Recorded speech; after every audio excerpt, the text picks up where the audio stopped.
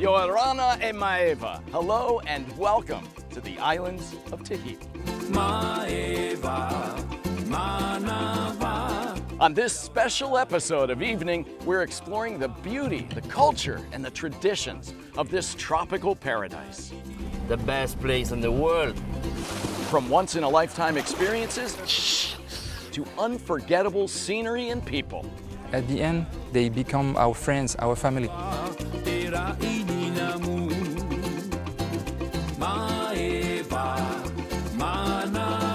118 islands across 5 archipelagos make up French Polynesia in the South Pacific. And while it seems like it's a world away, because it is, getting here is a lot easier than you think. We got here on Air Tahiti Nui, which flies direct from Seattle right to the capital of Papeete. And your Polynesian adventure begins the moment you step on that plane. The flights reflect the warm and welcoming spirit you'll experience on the islands. Tiare flowers are given to each passenger. Even the designs on the planes themselves showcase traditional tattoos. And just like that, in under 10 hours, you're in paradise. Now, I'm on the island of Rangiroa in the archipelago of Tuamotu. It's known for its beaches, its diving, and its pearls. But as I found out on an unforgettable adventure, it's also a place of many surprises. Rangiroa is in a class all its own. 50 miles from end to end, this ring of islands is the second largest atoll in the world. I am Noho, the captain for you today. Captain Noho takes us on a high-speed journey across the lagoon. That is some blue water. A body of water so massive, it feels more like the open sea. Our first destination is a lagoon within the lagoon. The Blue Lagoon. Getting to Lagon Bleu requires a bit of a hike through highly populated water. I hope the residents don't mind. If you want to take a dip here, you have to be okay with swimming with sharks. We've been assured they don't bite. The adjoining coral garden is a great place for a swim. If I'm not back in 5 minutes, call 911.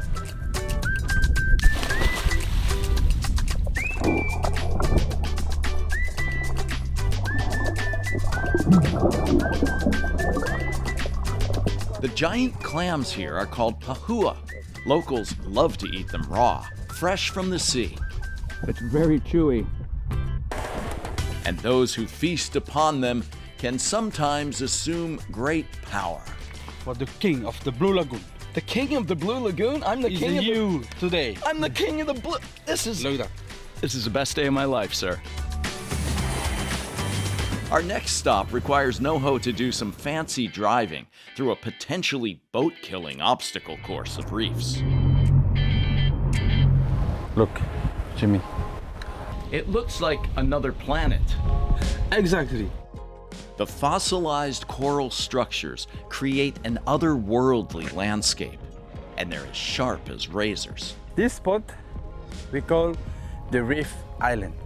Reef Island has stood guard against the sea, protecting Rangiroa for thousands of years. If we don't have this reef, all island is broken. We head back across French Polynesia's largest lagoon to cap our adventure at a place known as Tiputa Pass. Swim with the fishes. No wonder they call this spot the aquarium. That's a lot of fish. It's a freeway of sea life moving between ocean and lagoon. Fishing is not allowed here because that would be just too easy.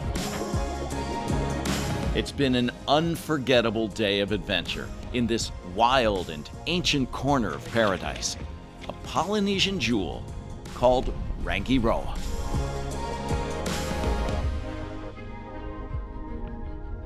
A truly mind-blowing experience, and sharing the island with visitors has been in Noho's family for generations. In fact, he says his grandfather was the first person to take tourists out to the Blue Lagoon. Well, I capped off my day of adventure with a stay at the luxurious Motu Fara private island. There's only 2 villas on the property and a full-time staff to attend to your every need. From 5-star cuisine to concierge service and boat transportation to take you wherever you need to go. The rooms are spacious and modern, and the views are not to be missed, especially at sunset.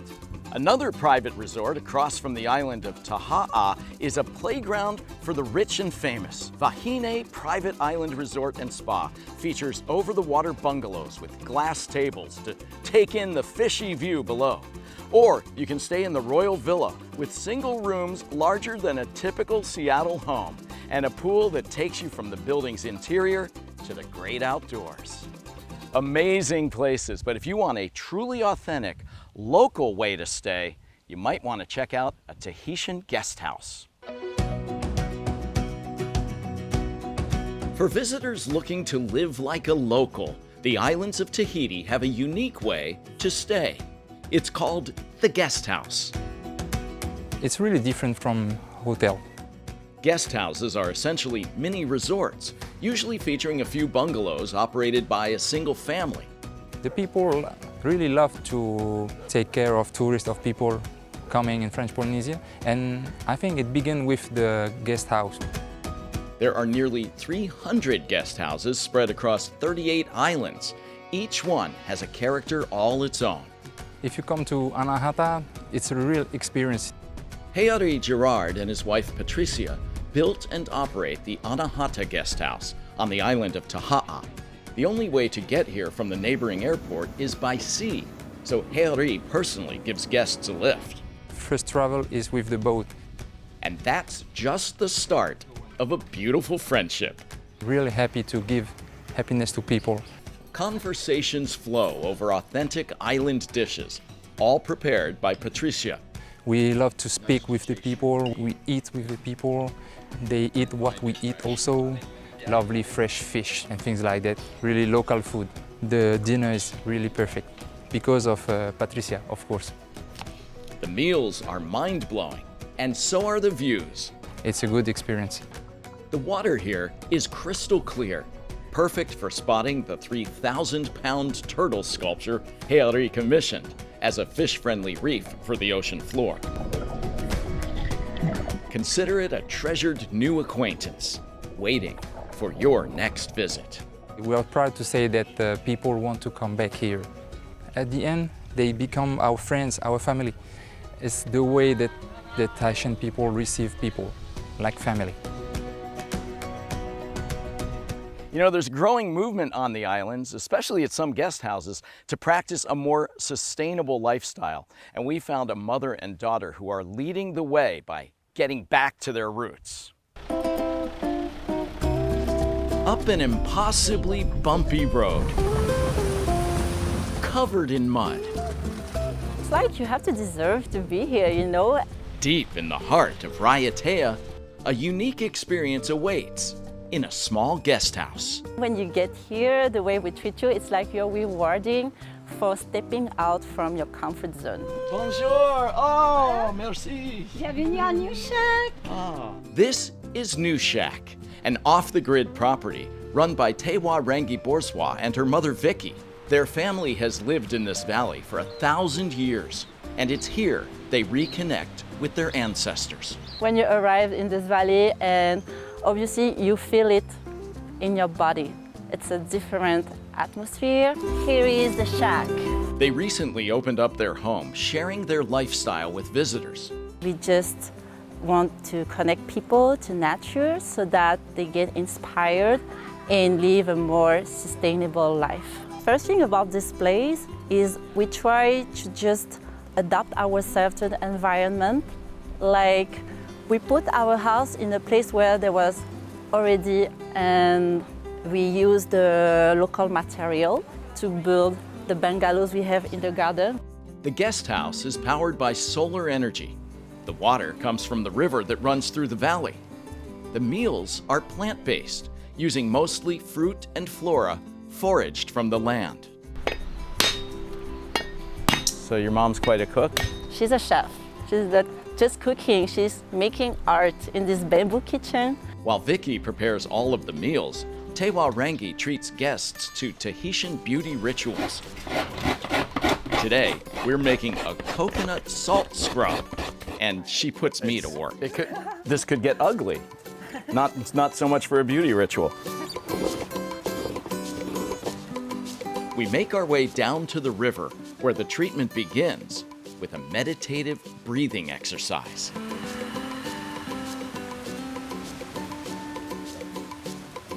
Then the scrub is mixed together. This is so natural you could eat it. I won't. Massaged into our arms and rinsed off in the river, revealing silky smooth skin. How it feels on your skin. Baby soft. It's an experience that will leave you renewed inside and out, revealing a deeper connection to this place and this planet. My intention when people come here is that they feel something new. Here they see hope. Hope in the future, hope for a better planet, hope for themselves, for better health. That's what we want. We want something new. Awesome experience, and Mama Vicky told us she plans to release a cookbook soon. I want to get my hands on that one.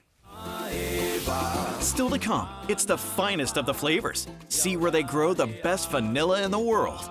Plus, a mailbox for bread. And later, the art of Tahitian tattoos. Evening's Tahitian Adventure, sponsored by Air Tahiti Nui. Welcome back to the islands of Tahiti, where music and dancing seems to be everywhere, bringing people together. Everyone is welcome to join in, no matter what their age or, unfortunately, their skill level. And the air is filled with the sweet aroma of vanilla on the island of Taha. Welcome to my mobile. No one loves the island of Taha more than Tiva Ebbs. The best place in the world. This experienced guide can tell you about everything that grows here. That is a sensitive plant. He knows which plants like their privacy. If you touch like that, it's close. He knows which ones make great musical instruments. After 6 beers, I can play everything. And after 6 beers, it'll sound better to me too. But mostly, Tiva knows vanilla. Now I show you the flower inside. Less than 1% of the world's vanilla crop is grown in Taha. That part becomes the bean. Exactly, that part. But islanders say once you taste it, you'll forget about the other 99%. The best in the world. Best in the world. The plants are grown in a bed of coconut shells to prevent rotting. Vinegar fumes repel insects, and baking soda is used as a fungicide. All organic. All organic. Tiva says the spice's name is actually derived from a certain body part. Do you know the word vanilla is a Oh, yeah. This is going to have to be a private conversation. Each flower is individually cultivated. Every day, every morning. Workers carefully pollinate each orchid by hand. Take the pollen on the top. Then let nature work its magic. Yes. 1 down, 1 million to go. Exactly. Once the mature beans are harvested, they're dried in the sun. 2 hours every day for 2 months. And they get a spa treatment 3 times a week. Massage the beans. Massage the bean. Yes, slowly, yeah? Are people surprised when they find out how much work goes into the vanilla? Yes, it's a long process. The end result is the finest of the flavors. This must be the best vanilla in the world. Yes, the best. From one of the most spectacular places on Earth. The best. They don't just grow vanilla here, it's also a key ingredient in French Polynesian cuisine, where the plates are filled with locally sourced deliciousness. While the views across French Polynesia are breathtaking, nothing here leaves you speechless quite like the food. Whether it's the national dish poisson cru, we have tuna, cucumber, onion, and lemon. or ice cream made with the world-famous Taha vanilla. It's It's very, very, very good. Better than bourbon from another country. The flavors are a marriage of local ingredients and French techniques. No one represents that relationship quite like restaurateur and chef Tereva Galopin. Tereva was born in Tahiti to a French father and Polynesian mother. At age 20, he traveled to Paris to study art, but decided he preferred creating masterpieces on the plate. I prefer go in the kitchen than in art. His passion is to put a twist on both cultures, elevating the food found on the island into a fine dining experience. A recipe that would leave anyone satisfied. Bon appétit! Now, Tahitian residents are officially citizens of France, and boy, did they love their baguettes. On Taha, you won't find any mailboxes. Those containers along the road are actually bread boxes used for daily early morning deliveries. Coming up, It's really yourself you're putting in your tattoos. the meaningful art of tattoos. Welcome back. You know, tattooing has a long history here in French Polynesia. In fact, the earliest traces of the art form date back more than 2,000 years. My buddy Jose is here with me along for this adventure, and he takes a look at the deep meaning behind tattoos here on the islands. It started as a rainy day in paradise. Same day, I was going to get my first Polynesian tattoo.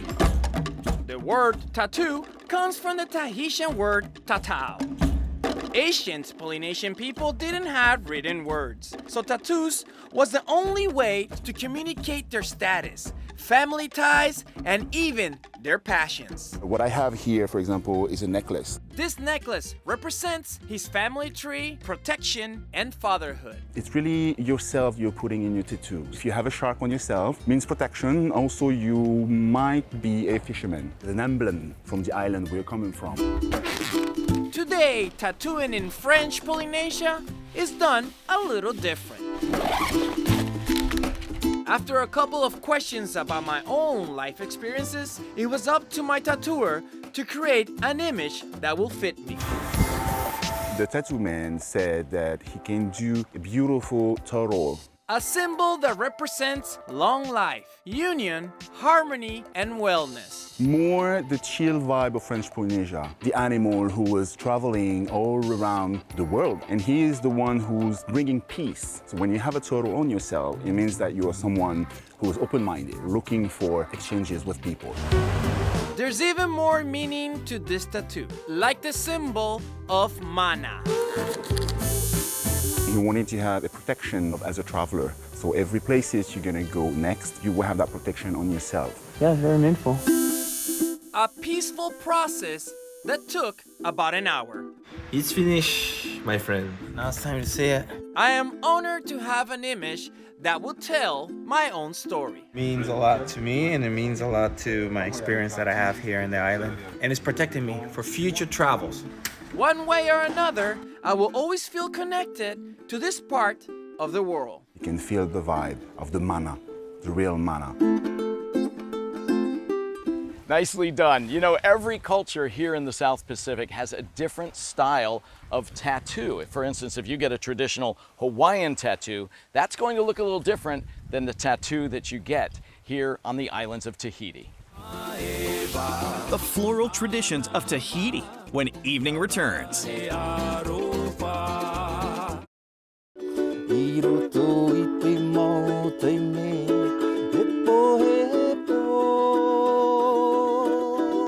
Beautiful. You know, music is a long-held tradition here on the islands of Tahiti. Another cherished tradition is the flower crown. It's worn by women on special occasions. Making these natural accessories is a skill passed on from mother to daughter. Another tradition is leis. Visitors are given flower leis when they arrive. These are made with bright, fragrant flowers, welcoming you with the scent of the islands. When you leave, it's a lei made with shells, so you can take a part of French Polynesia home with you.